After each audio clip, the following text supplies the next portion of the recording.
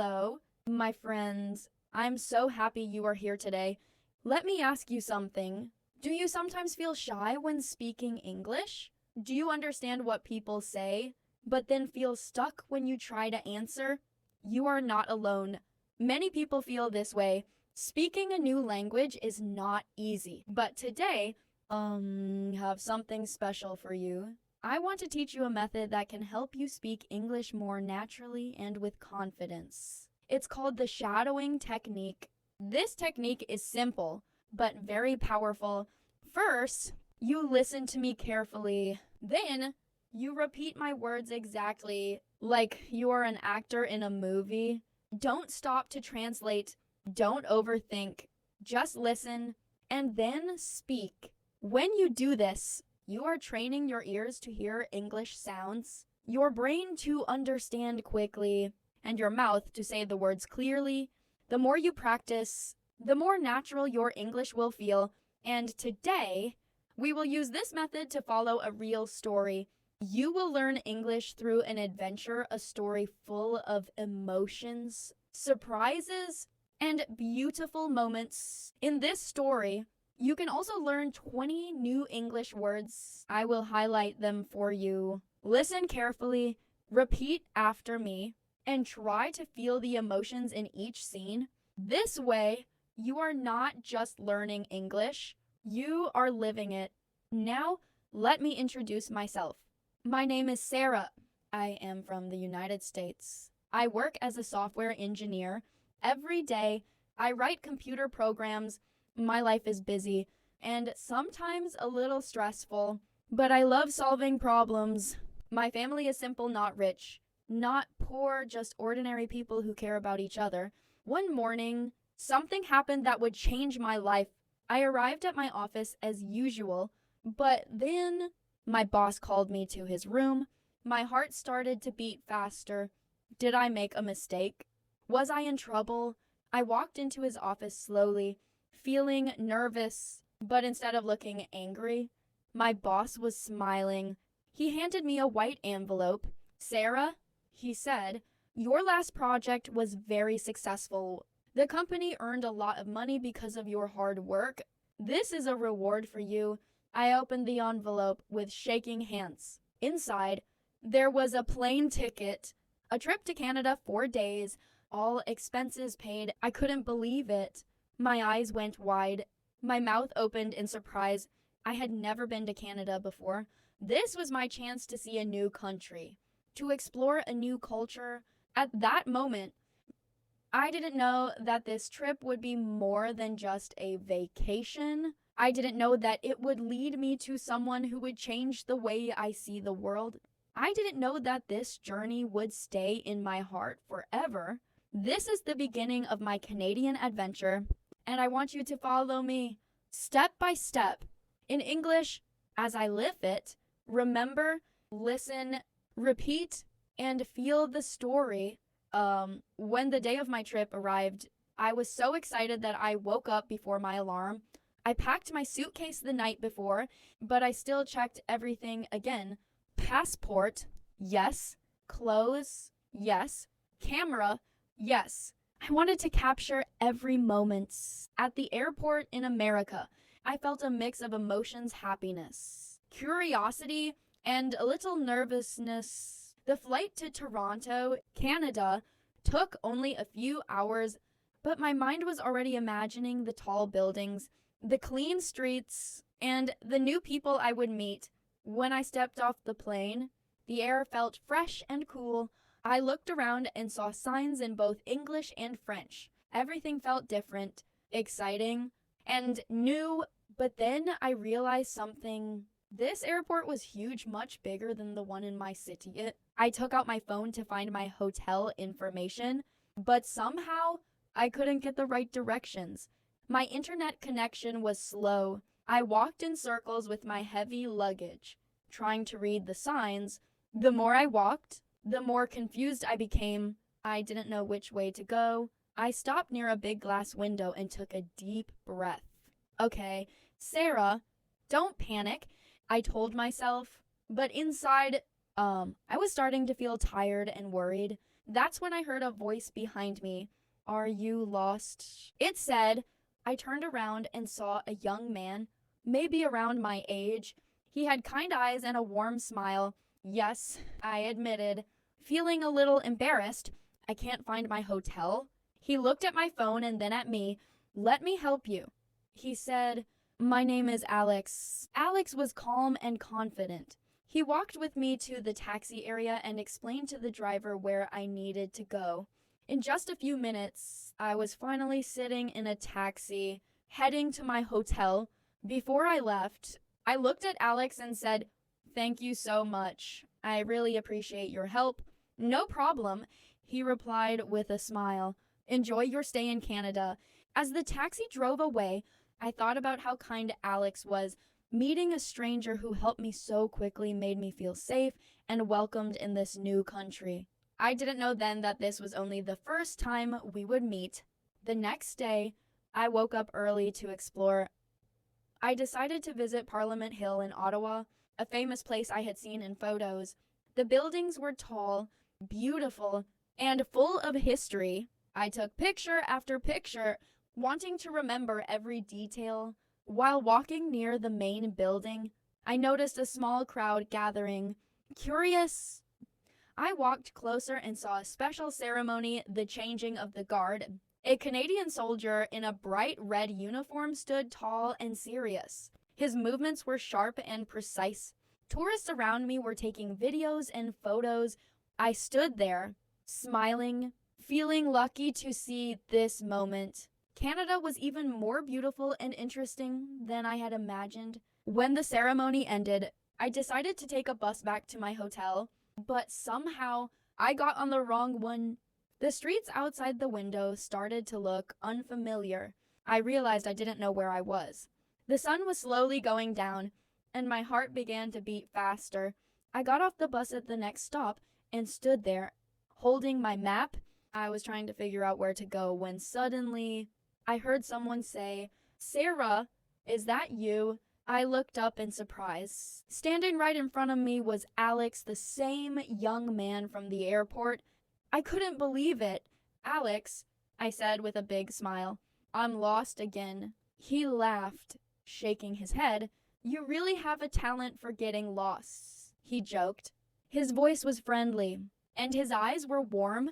Don't worry, I know this city very well. Come on, I'll help you. We started walking together. The streets were busy with people heading home from work. The air smelled of fresh bread from a bakery nearby. As we walked, I felt more relaxed. There was something about Alex that made me feel safe. You know, I said, it's kind of strange that we met twice by accident. Maybe it's not an accident, Alex replied with a small smile. Maybe it's destiny. I laughed. But inside, I wondered if he might be right. We walked past colorful shops and small cafes until Alex stopped in front of a bright little ice cream shop. Let's take a break, he said. I know this place has the best ice cream in the city. We went inside, and the air smelled sweet, like vanilla and chocolate. The menu had so many flavors. I chose strawberry. My favorite. Alex chose chocolate. We sat by the window, watching people pass by outside. Tell me about yourself. Alex said. I told him about my job as a software engineer, my family back in America, and how this was my first time visiting Canada. He listened carefully, sometimes smiling, sometimes asking questions. Then it was his turn. I'm a photographer, he said. I take pictures of nature, mountains, rivers, forests. I love showing people the beauty of this country. That's amazing, I said. You must see so many beautiful places. I do, he said. But sometimes the best moments are not in nature, they're in unexpected meetings. Like this one, I felt my cheeks get warm.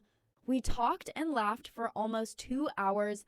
I didn't even notice the time passing. When it was time to go, we stood outside the shop. The sky was now painted with shades of orange and pink. Before we said goodbye, Alex took out his phone. Let's exchange numbers.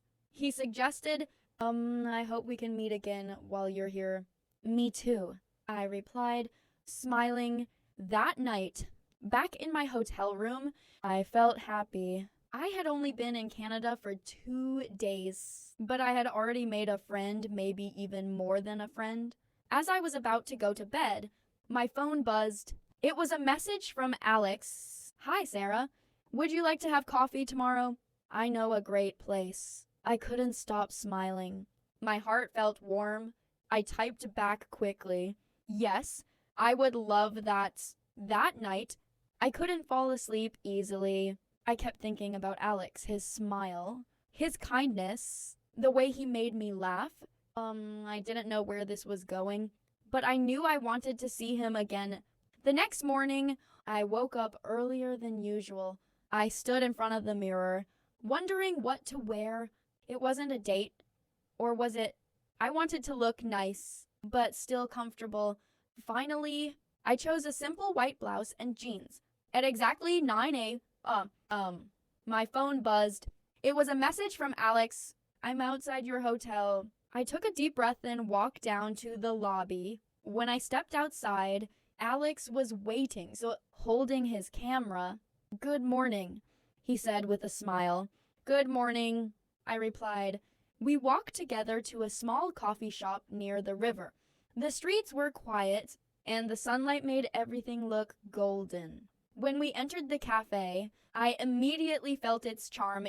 The walls were painted light blue, there were shelves of books, and soft music was playing in the background. We ordered coffee and pastries. I chose a croissant, and Alex chose a cinnamon roll. While we waited, Alex opened his camera bag. I brought something to show you, he said. One by one, he showed me his photographs, snowy mountains, green forests, shining lakes, and even a fox running through the snow. Each picture looked like it belonged in a magazine. You're very talented, I said honestly. Thank you, he replied. You know, I usually don't talk much to strangers, but with you, it feels natural. I smiled. I feel the same way. After finishing our coffee, we decided to take a walk by the river. The water sparkled under the morning sun, ducks swam slowly, and the air felt fresh. We didn't rush. We just walked side by side, talking about life, dreams, and small things that made us happy. Then Alex stopped. He looked at me, his expression serious but gentle. Sarah, he said softly, I know we just met, but I feel a special connection with you. I looked into his eyes. My heart beat faster, but I didn't feel scared. I felt safe. I felt the same way. I feel it too, I whispered. Alex reached for my hand and held it gently. We continued walking in comfortable silence, the sound of the river flowing beside us. In that moment, I realized something. Sometimes connections don't need years to grow. Sometimes you just know. The days passed faster than I expected. Before I knew it, my last day in Canada had arrived. I felt both happy and sad. Happy because I had experienced so much in just a few days, but sad because I would soon have to leave. That morning, I packed my suitcase slowly. Every shirt, every souvenir reminded me of a moment from this trip. The maple leaf keychain from Parliament Hill, the postcard from the ice cream shop, the memory of walking by the river with Alex. Alex had promised to come and see me off at the airport. I waited in the hotel lobby, and soon I saw him walking in with his usual warm smile. But this time, there was something different in his eyes. Ready to go, he asked. Not really, I admitted. I don't want this trip to end. We took a taxi together to the airport. The ride felt quiet, but not in a bad way. We didn't need to talk all the time. Sometimes silence says more than words. When we arrived, I checked my luggage and we stood near the departure gate. People around us were hugging, saying goodbye. I knew my turn was coming soon. This isn't goodbye, Alex said, looking straight into my eyes. I want to visit you in America soon. My heart warmed. I would love that, I said. He reached into his bag and pulled out a small envelope. "Here," he said, handing it to me, "something to remember me by." I opened it carefully. Inside was a photo of Parliament Hill, the same place I had visited on my second day. On the back, in neat handwriting, it said, "For Sarah, who made my city more beautiful." "Alex," I felt my eyes fill with happy tears. "Thank you," I whispered. We hugged tightly, holding on for a few extra seconds, not wanting to let go. "Call me when you land," he said. "I promise," I replied. When it was finally time to board, I turned back one last time. Alex was still there, watching me with that same warm smile. On the plane, I took out his photo again. I thought about everything that had happened, how a work reward had turned into something so much more meaningful. Sometimes the best adventures aren't the ones we plan. Sometimes they find us. When I landed back in America, the first thing I did was send Alex a message. "I'm home. I already miss Canada. And you?" A few seconds later, my phone buzzed. "I miss you too. Don't worry. We'll see each other soon." That message made me smile all the way home. My family welcomed me back, asking about the trip. I told them about Parliament Hill, the ice cream shop, and the beautiful Canadian nature, but I didn't tell them everything, not yet. Some memories felt too special to share right away. The next morning, I woke up and saw another message from Alex. "Good morning. Sarah, did you sleep well?" From that day on, we talked every single day. Sometimes we sent long messages about our lives. Sometimes we just sent short texts like, "Have you eaten yet? I saw something today that reminded me of you. I wish you were here." Even though we were far apart, I felt close to him. His words made me feel cared for and remembered. One weekend, we had a video call. Seeing his face on the screen made me feel like he was right there in the room with me. "I'm saving money for a trip to America." Alex said, "I want to see your city, your favorite places, and everything. That would be amazing." I replied, "I'll take you to my favorite coffee shop, and we can walk in the park near my home." Days turned into weeks, and weeks into months. But our connection didn't fade. In fact, it grew stronger.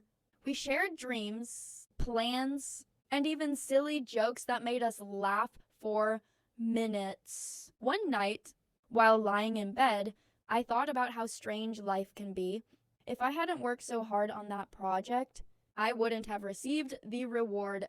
If I hadn't gotten lost at the airport, I might never have met Alex. It was a reminder that sometimes life gives us exactly what we need when we least expect it. One Friday evening, after a long day at work, I was relaxing on the sofa when my phone rang.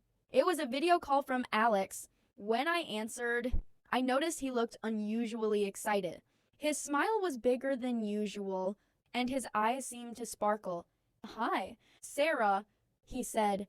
"Are you busy next week?" "Not really," I replied, curious why. He paused for a moment, almost like he wanted to make the suspense last longer. Then he said, "Because I'm coming to America." I sat up straight. "Wait, what? Are you serious?" "Yes," he laughed. "I booked the ticket yesterday. I wanted to surprise you, but I couldn't wait to tell you." I covered my mouth in shock and happiness. "Alex, that's amazing. When will you arrive?"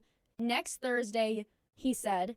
"I'll stay for a week. I want to see everything: your favorite coffee shop, your park, your city lights at night." From that moment, I couldn't stop smiling. The whole week felt like it moved slowly. But finally, Thursday came. I went to the airport early, my heart beating faster with every step. When I saw him walking out of the arrival gate, pulling his suitcase, I felt a rush of emotions: joy, relief, excitement.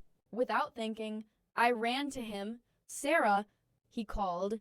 Opening his arms, I hugged him tightly, and for a moment, it felt like no time had passed since Canada. "You're finally here," I said, looking up at him. "Yes," he he replied softly, and I'm not wasting a single minute. That afternoon, I took him to my favorite coffee shop. The owner, Mrs. Lay, smiled when she saw us. New friend? She asked. Very special friend, I said with a smile. We spent the next few days exploring. I showed him the old library with the tall windows, the park with the beautiful fountain, and the little bakery that made the best chocolate cake. Everywhere we went, we took photos not just of the places, but of us together, laughing, talking, and enjoying every second. One evening, we sat on a bench by the river in my city. The sun was setting, and the water turned a soft orange. Alex looked at me and said, "This feels like home because you're here." I felt my heart melt. Sometimes words don't need to be fancy to mean everything. The week passed so quickly, I could hardly believe it. Every day with Alex felt like a little adventure, even simple things like walking to the market or cooking together in my kitchen. But soon, his last day in America arrived. That morning, we both felt quieter than usual. It was as if we didn't want to say out loud that he was leaving. We spent the day slowly, visiting the park one more time and stopping by the coffee shop for our usual drinks. Mrs. Lee smiled at us warmly, as if she already understood. In the afternoon, we sat in my living room, looking through all the photos we had taken during his trip. Each picture was a memory: the library, the fountain, the chocolate cake, and the moments when we laughed so hard that we forgot the camera was even there. So, as the sun began to set, it was time to go to the airport. The ride there felt too short. Neither of us spoke much. We just held hands the whole way. At the departure gate, Alex put his suitcase down and turned to me. "Sarah," he said softly, "this isn't the end. I promise. We'll see each other again, no matter how far we are." I nodded, feeling my throat tighten. "I believe you." He reached into his backpack and pulled out a small wrapped gift. "Open it after I leave," he said. We hugged, and I held on to him for a few extra seconds, trying to memorize the feeling. Then, slowly, I let go. "Call me when you get home," I whispered. "I will," he promised. I watched him walk toward the gate, and just before he disappeared, he turned back and smiled. That smile stayed in my heart all the way home. When I got back to my apartment, I sat on the bed and opened the gift. Inside was a small photo album. The first page had a picture of us by the river in my city. Under it, he had written, "No matter the distance, we're always walking side by side." I closed the album and held it close to my chest. I knew this was not goodbye. It was only another chapter in our story. Days turned into weeks after Alex returned to Canada. At first, I felt an empty space in my daily life. The coffee shop felt quieter. The park felt less colorful, but even though we were far apart, Alex found ways to make me feel close to him. Every morning, I woke up to a message from him. "Good morning, Sarah. Have a beautiful day." And every night, before I went to bed, he would send another one. "Good night, Sarah. Sweet dreams." Sometimes, we had long video calls where we talked about our day. I showed him the new plants I bought for my apartment, and he showed me the latest photos he had taken of the Canadian mountains. We laughed, we shared stories, and we made plans for the future. One Saturday afternoon, while I was cleaning my kitchen, my phone rang. It was Alex. "Sarah," he said, his voice full of excitement. "I have news." I stopped what I was doing. "Good news, I hope." "Very good news," he said. "I got a photography project in the United States, in your city." My heart skipped a beat. "Wait, you mean you're coming here?" "Yes," he laughed. "I'll be there for at least 3 months. We'll have so much time together." I couldn't stop smiling. "Alex, that's amazing. When will you arrive?" "In 2 weeks," he said, and this time I'm not coming as a tourist. I'm coming to live and work here for a while. After the call ended, I sat on the couch, still holding my phone. I thought about how much had happened since that first meeting at the airport in Canada.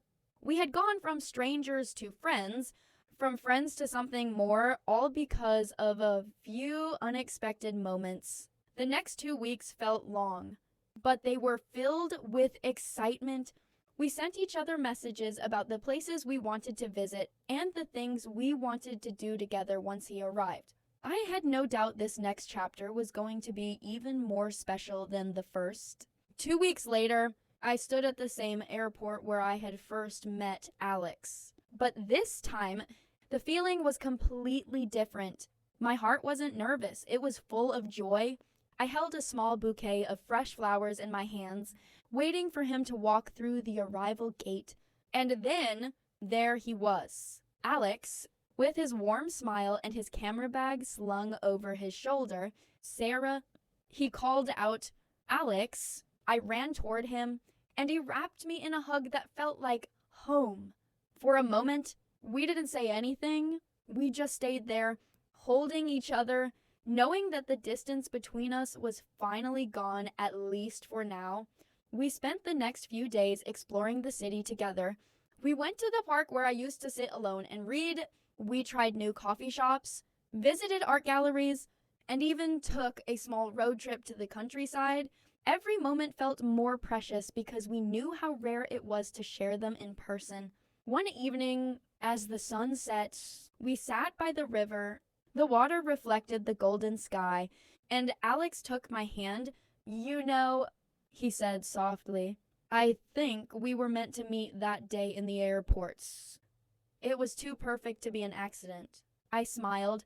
"Me too. Sometimes the best things in life come when you least expect them." We sat in silence for a while, just watching the sky change colors. I realized that no matter what the future held, this connection, this story would always be a part of who we were. And now, dear friends watching this video, I want to thank you for staying with me through every part of this journey. I hope you enjoyed our story and maybe learned some new English along the way. Remember, life is full of unexpected moments. Stay open to them, because they might bring you the people and experiences that change your life forever. Thank you for listening, and keep practicing your English every day. Until next time, goodbye, and take care.